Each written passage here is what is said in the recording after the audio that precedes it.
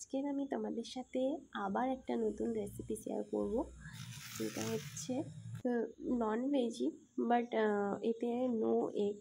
আমি এখানে কোনো রকম এগ ইউজ করিনি। তো চলো আজকে তোমাদের সাথে ডিম ছাড়া বাট পেঁয়াজ দিয়ে রেসিপিটা শেয়ার করব। যার জন্য আমার প্রথমে লাগলো আদা। আমি একটু কাঁচা ছোলা ভিজিয়ে রেখেছিলাম, সাথে গ্রিন চিলি সস একটু অ্যাড করে দিয়েছি। গ্রিন চিলি সস অ্যাড করার পর ডার্ক সোয়া সস অ্যাড করেছি। ডার্ক সোয়া সস অ্যাড করার পরে আমি একটু ভিনিগারও অ্যাড করব, তারপর সোয়া সস অ্যাড করব। দেখো এগুলো কিন্তু ম্যান্ডেটারি নয় যে একদম ইউজ করতেই হবে। তোমাদের কাছে যদি অ্যাভেলেবেল থাকে তোমরা অবশ্যই ইউজ করবে, যদি অ্যাভেলেবেল না থাকে তাহলে জাস্ট কিপ ইট। অ্যান্ড এখানে ম্যাজিক মশলা নিয়ে নিয়েছি আমি। তারপরে এগুলো সব অ্যারেঞ্জ করে আমি পাস্তাটাকে সেদ্ধ করার জন্য সসপ্যানে একটু জল নিয়ে নিয়েছি। জল নেওয়ার পর আমি ওভেনটা অন করে ওতে গরম জল বসিয়ে দিয়েছিলাম। গরম জলটা কিছুক্ষণ গরম হওয়ার পর, গরম জলটা যখন আমরা দেখব একটু গরম হয়ে আসছে, একটু ফুটবে গরম জলটা, তখন এর মধ্যে পাস্তাটার ভেতর যাতে একটুখানি লবণ ঢোকে তার জন্য পাস্তা আমরা অ্যাড করব। সাথে একটু তেল অ্যাড করে দেব, যাতে একে অপরের গায়ে পাস্তাটা জড়িয়ে না যায়, যাতে যখন আমরা ঢালবো, যখন আমরা ওগুলো ছেঁকে নেব তখন একে অন্যের গায়ে লেগে যায়, ওটা তেল দিলে লাগে না। তো আর পাস্তার মধ্যে আলুটা তো খুবই ভালো লাগে আমার, তাই আমি আলুটা অ্যাড করেছি। তোমাদের যদি আলু ভালো না লাগে তোমরা এটা স্কিপ করে যেও। এবার দেখো পাস্তাটা কিন্তু ফুটছে। এবার কিন্তু আমরা একটু পরে এটাকে নামিয়ে নেব। চ্যানেলটি নতুন, চ্যানেলটি অবশ্যই সাবস্ক্রাইব করে দিও, আর রান্নাটি শেয়ার করো, সাবস্ক্রাইব করো, যাতে চ্যানেলটি একটু গ্রো করে। প্লিজ সবাই সাপোর্ট করো, সাথে থেকো। দেখুন কাঁচা ছোলাও দিয়ে দিয়েছি একটুখানি সেদ্ধ হওয়ার জন্য। এরপর আমি একটা বোলের মধ্যে ওটা ঢেলে নিয়েছি এবং এটাকে গরম যেহেতু থাকবে তার জন্য আমি একটু হালকা ঠান্ডা জল দিয়ে সেদ্ধ, যতটা পরিমাণে সেদ্ধ হওয়ার দরকার ছিল আমি কিন্তু সেদ্ধ করে নিয়েছি। গরম জলটা যেটা ছিল তাতে আমি একটু ঠান্ডা জল দিয়ে ওটাকে ঠিক করে নিচ্ছি, যাতে নর্মাল হয়ে যায় ওইটা। এবার ওইটা যতক্ষণ ওখানে ছাকা হবে ততক্ষণ আমি কড়াইতে মশলাগুলি বানিয়ে নেব। তার জন্য আমি প্রথমে দিয়ে দিচ্ছি একটুখানি তেল।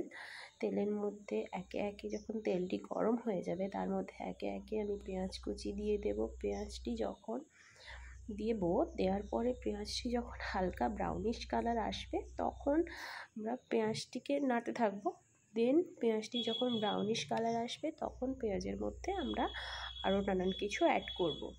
তো চ্যানেলটা যেহেতু নতুন, গ্রো করতে প্রবলেম হচ্ছে, তোমরা অবশ্যই ফলো, সাবস্ক্রাইব, শেয়ার এবং সেভ করে রাখো। আর তোমরা কীভাবে পাস্তা রান্না করো অবশ্যই জানিও। তোমরা এর মধ্যে কী কী ভুল আছে তোমরা অবশ্যই জানিও। এবার এর মধ্যে আমার কাছে যেহেতু টমেটো ছিল না তাই জন্য আমি কিচেন কেচাপ ইউজ করেছি। এবার ওইটা ইউজ করার পরে আমি আবার ভালো করে মিক্স করে নিচ্ছি। সব কটা একসাথে মিক্স করা হয়ে যাওয়ার পরে আমি পাস্তাটা যেটা ছাঁকতে দিয়ে এসেছিলাম ওটাকে আমি এর মধ্যে অ্যাড করে দেব। যেহেতু আমার কাছে বেশি কোনো ভেজিটেবল নেই আর বাদবাকি সব কটাই সেদ্ধ করার, তো তাই জন্য আমার বেশি টাইম লাগেনি।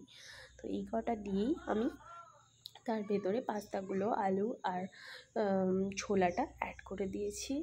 দেন আমি এটাকে ঠিক করে সব কটার মশলার সাথে ভালো করে মিশিয়ে নেব। ভালো করে ঠিকঠাক করে মেশানো হয়ে যাওয়ার পরে এর মধ্যে আর বাদবাকি যা যা লাগবে সেগুলো অ্যাড করব।